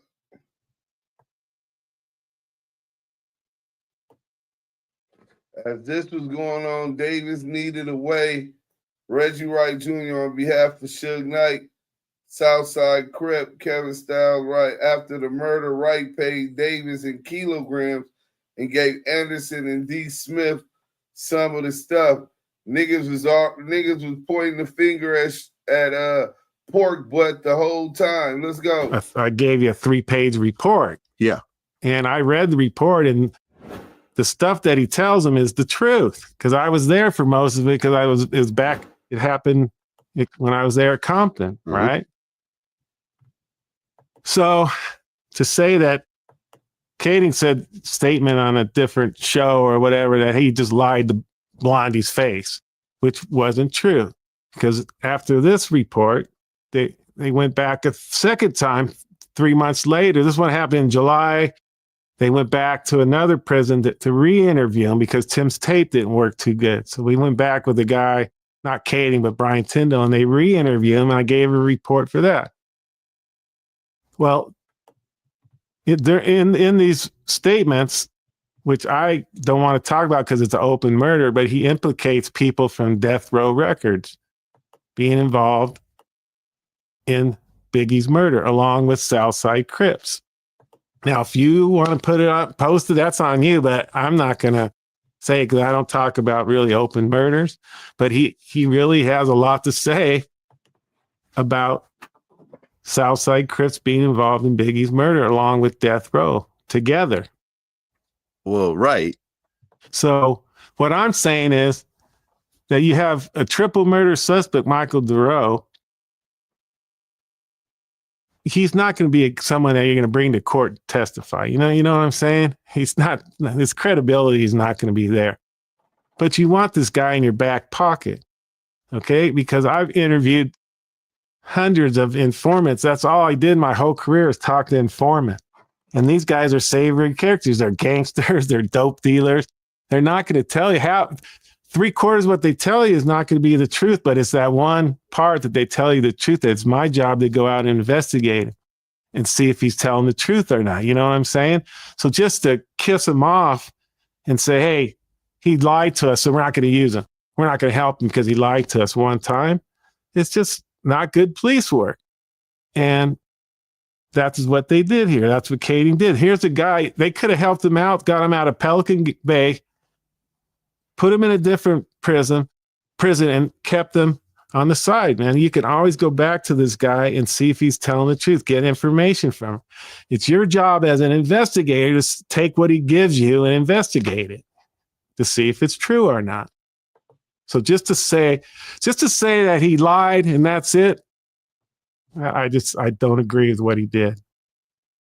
Well, in this paperwork, Michael DeRoe actually implicates Reggie Wright Jr. Well, not to say it's true or not, but Reggie Wright Jr.'s name is actually in this paperwork. I'm not going to say anything about, if you want to post it, that's on you, but okay. I'm not going to say anything about that. I gave you the paperwork, so what you do with it is on you, but I don't talk about the open murders, and I don't want to implicate anybody without, just cause. Uh-oh. There it go. That nigga Vlad a cold nigga. Top of the day, Lil Reg. I ain't never spoke your name, and I did get a visit twice at Pelican Bay. The last visit, they brought my mama thinking I would tell him something.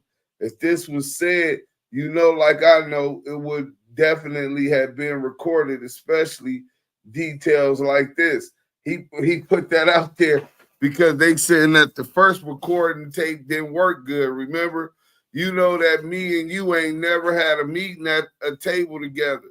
Now all of a sudden, Blondie has passed away, and this is said. Very funny, rest in peace, Blondie. But I, Michael DeRoe, ain't never gave information on this. All these details, and you mean to tell me that this is just coming out? And look at the names they saying. Some of them died in 1993. How was they involved in this? We didn't meet Puffy and Biggie until 95. Facts. Amid the war in the set, had absolutely nothing to do with Death Row and Bad Boy, but people trying to make things what they want them to be. I don't do interviews, but I would tell the world, Lil Reggie ain't never had a meeting with us. That sound dumb. We have a meeting with you to hit Biggie. Oh, so many conspiracy theories. Everybody dead and a few who's left just talking to get spotlight. Why Keith ain't never said you gave us a $500,000 payout? He would have been said that. So this was a letter that Michael DeRoe wrote to Reggie Wright Jr., but he also implicated Reggie Wright Jr., if you're to believe Vlad. Now, the reason I played that, because we're finna end it, it's already been going on 2 hours. We had fell out with Spider-Lope, you know what I'm saying? And Spider-Lope said that one of the things he said he was compromised about is that he be on the phone with Michael DeRoe, Reggie Wright Jr. and Reggie Wright Sr., right? Talk about they gonna get him out, but I think the father or Reggie were the ones that put him in jail. So that's the craziest part about it, right? Let me go to my boy Dose Reality TV. If I can find that real quick, we're going to go out on that. Oh, man, let me see what it is. We got to go to...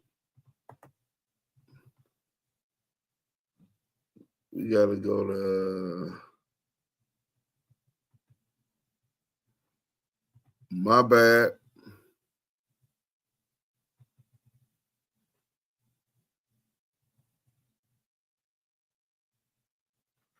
Oh yeah, here we go.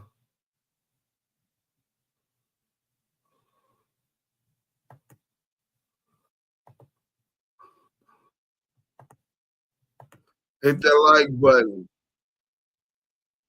Philo said that's who he was talking to. And this the same nigga that implicated Reggie in the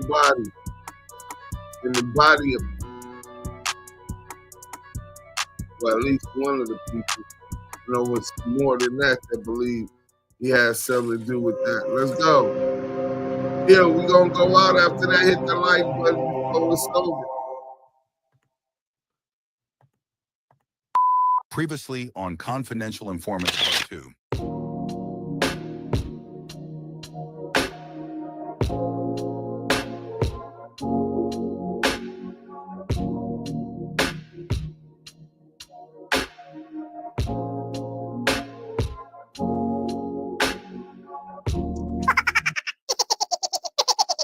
Pause. Shout out my nigga Reggie Right? Junior and senior is currently active in my campaign to get my comrade from Southside Compton Crip, Mike DeRoe Jr., aka Lil Al B. So shout out Reggie Wright Jr. and Senior. We conversate to get my nigga from Southside Compton Crip out, Michael DeRoe. Hey, listen, man. This shit is weird, bro. Let's get back to that. Junior and senior is currently active in my campaign to get my comrade from Southside Compton Crip, Mike DeRoe Jr., aka Lil Al B. Al. Free Lil Al. Shout out to Big Reggie Lil. Now, let me tell y'all something. Remember that. Remember it. Write it down. Take a picture. I don't give a fuck. He didn't online. He did some bullshit publicly. Nigga. And then we got over here, whatever, but you know me, it's whatever. You do is that, it was that. Down the line, got into it with Reggie. Reggie called me like, I got some D-Nerd on him. I plugged him with a homegirl that has a rape allegation against the homie, and he did a whole interview with the homegirl. I don't give a fuck. Mind you, I am the epitome of a smutless keyway. He just don't get it, man. So I got some phone calls. I was on the phone with a lot of homies, man, and he ain't from the hood, man. I don't know why he trying to play victim and all that, but I told a nigga like this, man. I got some homies coming on here real soon, man. They gonna come on here and it's gonna look bad for them. Juvenile hall till now, 49 years old. Gang banging, absolutely zero smut. Nigga, I'm the most eastiest, cuz you ain't banged it damn near 30 years, 20 years. Hey, what the fuck is you taping for, Keisha? We thugs, we can't be on no TV. Shut up, Ray. At this time, this individual lost their life. God bless the dead, unfortunately. And Nina Boy was on the campaign singing cuz praises. And the problem is this. The whole Coast Guard went to that man's funeral. So if you said that I was sympathizing with somebody on paperwork, you gotta be mad at the whole Coast Guard, homie. Not even that. Guess what the fuck I did in my war mind? Who got the biggest platform I know that I have access to? Reggie Wright. I called my friend Reggie Wright.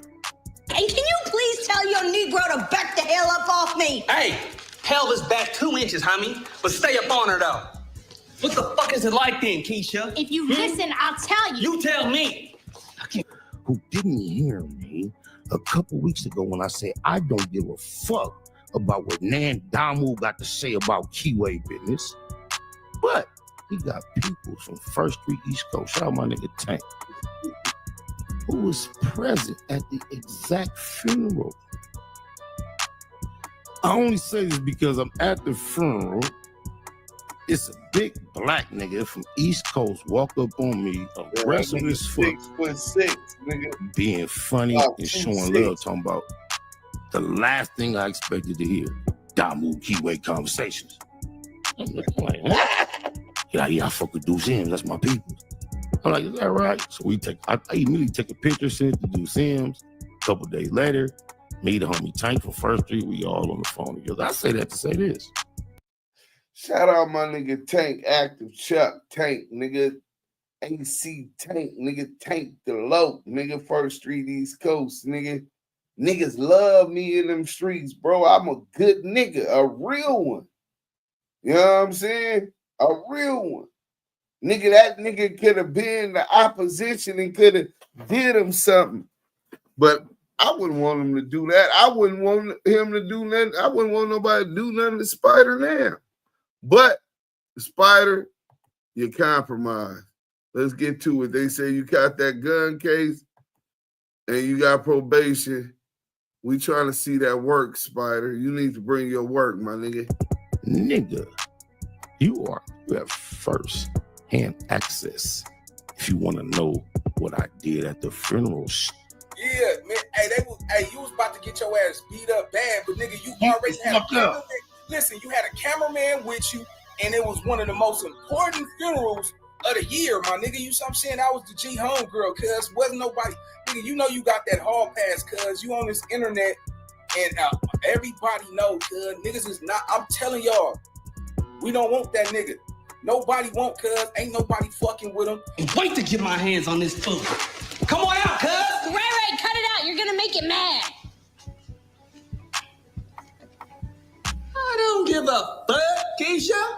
He should be worried about making Ray mad up in here, bitch. Who you calling a bitch? Show yourself. No, Ray, don't do that. Don't. Thinking it was thorough. They were supported by Big U, Papa LQ from Rolling 60s. I thought they were official. We had a fake ass internet gang that I had them convinced that I really was pleased to be a part of. I know how this goes. Don't turn on me, y'all. Y'all the last group of people I can connect with online. Without y'all, there's nobody. But actually, personally, being a part of it held absolutely zero consequence. But as we was politicking and we shared a few of the same ops, holding on 100 to be particular. Man, this crazy. I'm sitting back. This is all the messages that this nigga he send me messages every day. Every day. This is Spider sending me all this content. But you don't fuck with me. But why in the fuck is you constantly sending me info? Come on, bro. No boss. Spider Low told me, look, I told you he been out here hating on you. Yeah, that's low. true. That look.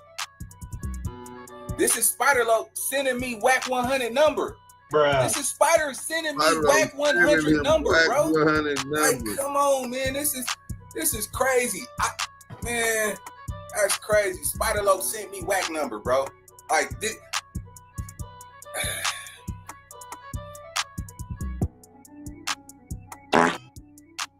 CS too bad. I talked to dog. Y'all look at Reggie. Oh no, that might have been Luce Coochie ass. He's one of my peers in this content creator space and a long life friend for 25 years. I don't give a fuck. Coming soon to a dose of reality TV. Ever since you've been on the internet, you have threatened people, disrespected people and their loved ones, disrespecting the dead, blackmailing people in the open. Cash Jones, or should I say CS Tupac, your actions have consequences. I want to play a game.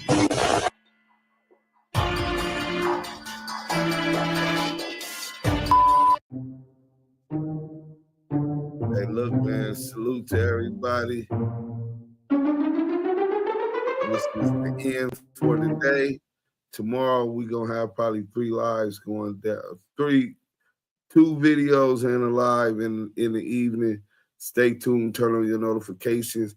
Thank everybody for tapping in. This is, you know what? I ain't even gonna say it. I'm gonna let the bros say it. You know what I'm saying? Let me go ahead and let the bros say it. You know what I'm saying? Y'all been with the Damo Keyway conversation. Hold on, let me get up in here real quick. We started with Big U voice. We gonna leave with Big U voice. The brother was heavy on my head today, man. Just realizing how they tricked my nigga up off of the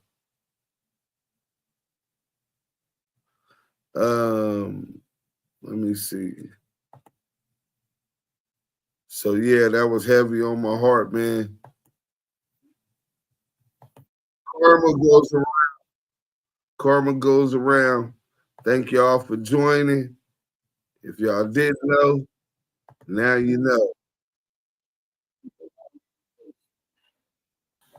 We're going to go on Damo Keyway Conversation.